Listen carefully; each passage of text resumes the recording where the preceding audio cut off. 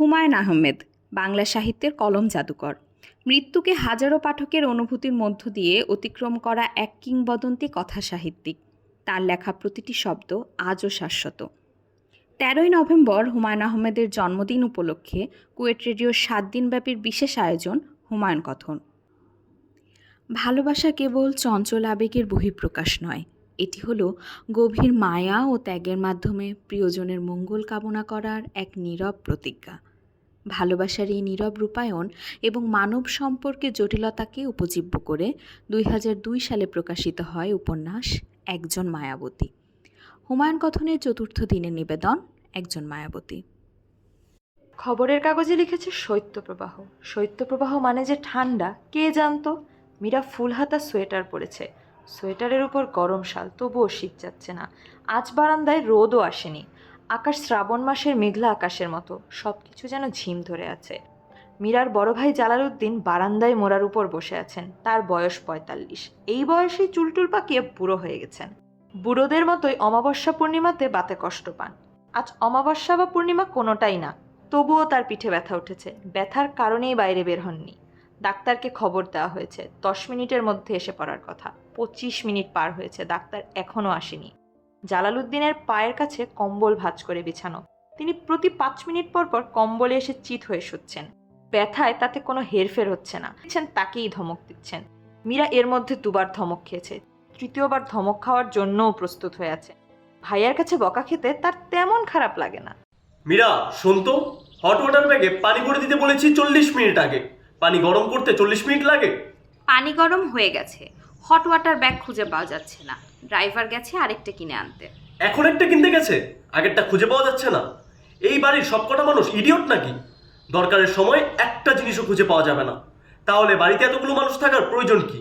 শুধু শুধু চিল্লাচিল্লি করছো কেন?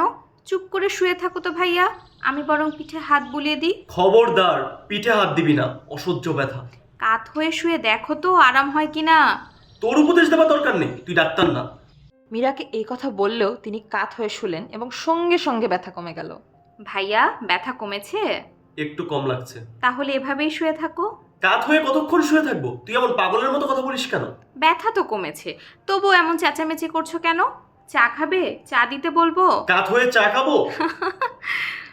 মীরা হেসে ফেলল। মীরার হাসি দেখে জালালউদ্দিন নিজেও হেসে ফেললেন। যদিও খুব ভালো করে জানেন এখন হাসাটা ঠিক হচ্ছে না, রাগভাবটা ধরে রাখা উচিত। মীরাকে কিছু কঠিন কথা বলা প্রয়োজন। সমস্যা হলো পিঠে ব্যথা কমার সঙ্গে সঙ্গে রাগটাও দ্রুত কমে যাচ্ছে। মীরা, বলো, কি বলবে? তোর ভাবি বলছিল তুই নাকি আলাদা বাসা ভাড়া করার চিন্তা করছিস। ঠিকই বলেছে। ভাবি স্মৃতিশক্তি খুবই ভালো। সে পুরো কনভারসেশন দাড়ি কমা সহ রিপ্রোডিউস করতে পারে। তুমি যা শুনেছো ঠিকই শুনেছো। এখানে অসুবিধাটা কি? কোনো অসুবিধা নেই। তোমার এখানে আমি মহা সুখে আছি। ১,০০০ করে টাকা হাত খরচও পাচ্ছি। এই ১,০০০ টাকা দিয়ে তুই বাসা ভাড়া করে থাকবি? আমার নিজের কাছে কিছু টাকা আছে, ৪-৫ মাস ওই টাকায় চালাবো। এর মধ্যে চাকরি বাকরি কিছু একটা জোগাড় করে নেব। চাকরি নিয়ে সবাই তোমার জন্য বসে আছে। ভাইয়া শোনো, ইংরেজি সাহিত্যে MA ডিগ্রি আমার আছে, অনেকের সঙ্গে চেনা জানা আছে। আমার পক্ষে একটা চাকুরি জোগাড় করা কোনো সমস্যা হবে না, তুমি নিজেও এটা ভালো করে জানো। তাছাড়া একজন রূপবতী ডিভোর্সিকে সাহায্য করার জন্য সবাই খুব উৎসাহ বোধ করে। তুই নিজেকে বেশি চালাক মনে করিস। হ্যাঁ করি, এতে কোনো দোষ নেই। বোকারা নিজেদের চালাক মনে করলে দোষ, বুদ্ধিমানরা মনে করলে দোষ নেই। তোর কি ধারণা ফরফর করে কথা বলা বুদ্ধিমানের লক্ষণ? না, এটা বোকার লক্ষণ। বোকারাই ফরফর করে কথা বলে। বুদ্ধিমান লোকদের লক্ষ্য করলে দেখবে এরা কিছুক্ষণ কথা বলার পর চুপ করে অপেক্ষা করে, আবার কথা বলে, তারপর আবার অপেক্ষা। এই অপেক্ষার সময়টায় তারা চিন্তা করে, অতি দ্রুত চিন্তা করে।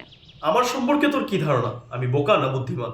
তুমি বোকাও না বুদ্ধিমানও না, মাঝামাঝি। তোর নিজের ক্ষুরধার বুদ্ধি। হুম। এই বুদ্ধির জন্য তোর জীবনটা কোথায় এসে থেমেছে দেখেছিস? হাতের কাছে এতগুলো ছেলে থাকতেও বিয়ে করলি একটা অগাবগাকে। তা করেছি, তবে সে কিন্তু অগা বগা না, তাকে আমার পছন্দ হয়নি। ভবিষ্যতেও যে হবে না এটা বুঝতে পেরেছি, এবং খুব সম্মানজনকভাবে আলাদা হবার ব্যবস্থা করেছি। অধিকাংশ ক্ষেত্রে সেটা সম্ভব হয় না। তুই আমার সামনে থেকে যা। যাচ্ছি। দরজায় কড়া নড়ছে। জাহানারাকেই উঠতে হবে। ঘরে আর কেউ নেই। ফরিদ মাকে নিয়ে গিয়েছে মেডিকেল কলেজে, তার দাঁতে যন্ত্রণা। দুপুরের আগে ফিরতে পারবে না। এর মধ্যেই রান্না শেষ করে রাখতে হবে। তারা ফিরে এলে তবেই জাহানারা অফিসে যাবে। সমস্যা হবে না, সে বলে এসেছে। তবুও খারাপ লাগে। জাহানারা দরজা খুলে হকচকিয়ে গেল। মঞ্জুর দাঁড়িয়ে আছে। জাহানারার ইচ্ছে করলো আনন্দে চিৎকার করে উঠতে। এমন অদ্ভুত ইচ্ছের জন্য পর মুহূর্তে লজ্জায় প্রায় নীল হয়ে গেল। তোমাদের বাসা খুঁজতে খুব যন্ত্রণা হয়েছে। এখানে বাসার নাম্বারের কোনো ঠিক ঠিকানাই নেই। কেমন আছো জাহানারা? জি স্যার, ভালো। আসতে বলেছিলে, আসলাম। তোমার মা ভালো আছেন? জি স্যার, আসুন, ভেতরে আসুন। জাহানারা লক্ষ্য করলো সে ঠিকমতো হাঁটতে পারছে না, তার শরীর কাঁপছে। কেন এরকম হচ্ছে? এরকম হচ্ছে কেন? কোনো সারা শব্দ নেই। তুমি কি বাসায় একা? জি স্যার, মা গেছেন দাঁত তুলতে, ফরিদ মাকে নিয়ে গেছে। আপনি বসুন। তোমার মার সঙ্গে দেখা করার জন্য এসেছিলাম। আমি ভেবেছিলাম তুমি অফিসে থাকবে। আমি তোমার মার সঙ্গে দেখা করে চলে যাব। মা এসে পড়বেন, আপনি বসুন। মঞ্জুর বসলো। জাহানারার কান্না পাচ্ছে। বসার ঘরটা ফরিদ কি করে রেখেছে? এলোমেলো হয়ে আছে বিছানার চাদর। বসার ঘরে ফরিদের খাটটা না রাখাই উচিত ছিল। বসার ঘরটা থাকবে সুন্দর গোছানো। ঘরে কিছু নেই, শুধু এক গ্লাস পানি কি কাউকে দেয়া যায়? পানির গ্লাসটা টেবিলে রাখতে রাখতে জাহানারা নিজের অজান্তেই বলে ফেলল, স্যার, আমাদের সঙ্গে 4টা ভাত খাবেন? ভাত? খেলে খুব খুশি হব স্যার। আর এর মধ্যেই মা এসে যাবেন। আচ্ছা, ঠিক আছে, ভাত খাবো। কি রান্না? জাহানারার মুখ শুকিয়ে গেল। কিছুই তো রান্না নেই, সে কি খাওয়াবে? কেন সে ভাত খাওয়ার কথা বলতে গেল? কেন সে এত বড় বোকামি করলো? কি রান্না তা তো বললে না। এখনো কিছু রান্না হয়নি স্যার। তাহলে বরং এক কাজ করি, অন্য একদিন এসে খেয়ে যাব। আজ থাক। শরীরটাও ভালো লাগছে না, মনে হচ্ছে জ্বর আসছে।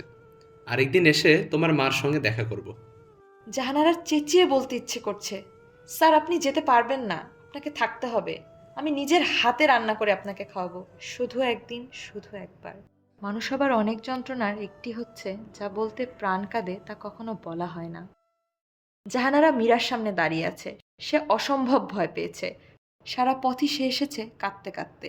তার চোখ ফোলা, মুখ অসম্ভব বিষণ্ণ। মীরা বলল, আমি বললেই কি মঞ্জুর আমার কথা শুনবে? হ্যাঁ, আপনি বললেই শুনবে। আপনি কি করে জানেন? আমি জানি, আপনি স্যারের হাত ধরে যদি একবার বলেন, স্যার রাজি হবেন। কিডনি আমি দেব, সেটা কোনো সমস্যা না। আপনি শুধু স্যারকে রাজি করাবেন। বিছানায় শুয়ে মৃত্যুর জন্য অপেক্ষা করার কোনো মানেই হয় না।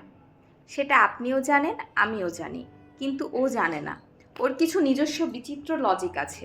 সে ওই লজিকে চলে, অন্য কারো কথাই শোনে না, আমার কথাও শুনবে না। আপনার কথা শুনবেন। আপনার কথা না শুনে স্যারের কোনো উপায় নেই। এত নিশ্চিত হয়ে কি করে বলছেন? স্যারের রাইটিং প্যাডের একটি পাতা আমি আপনার জন্য নিয়ে এসেছি। ওইটা দেখলেই আপনি বুঝবেন তিনি আপনার কথা ফেলবেন না। জাহানারা রাইটিং প্যাডের একটি পাতা মীরার দিকে বাড়িয়ে ধরল।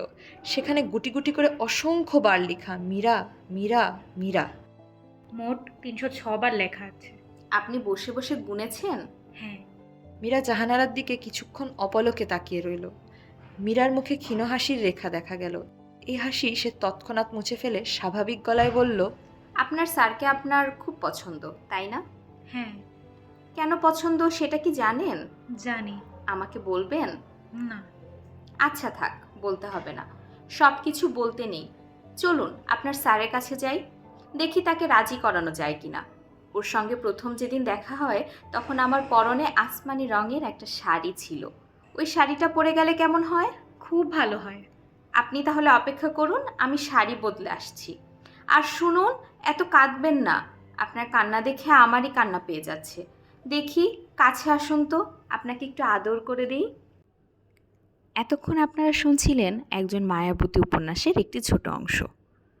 মীরার চরিত্রে কণ্ঠ দিয়েছে নাইমা ইসলাম নদী, জাহানারা চরিত্রে নুসরাত রহমান, মঞ্জুর চরিত্রে মোহাম্মদ নাফিউল ইসলাম, জালালউদ্দিন চরিত্রে ইডেন রায়, গল্পকথক হুমায়রা আনুভা।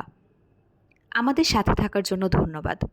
পরবর্তী পর্বের জন্য চোখ রাখুন কুয়েট রেডিওর ফেসবুক পেজে। শুভরাত্রি।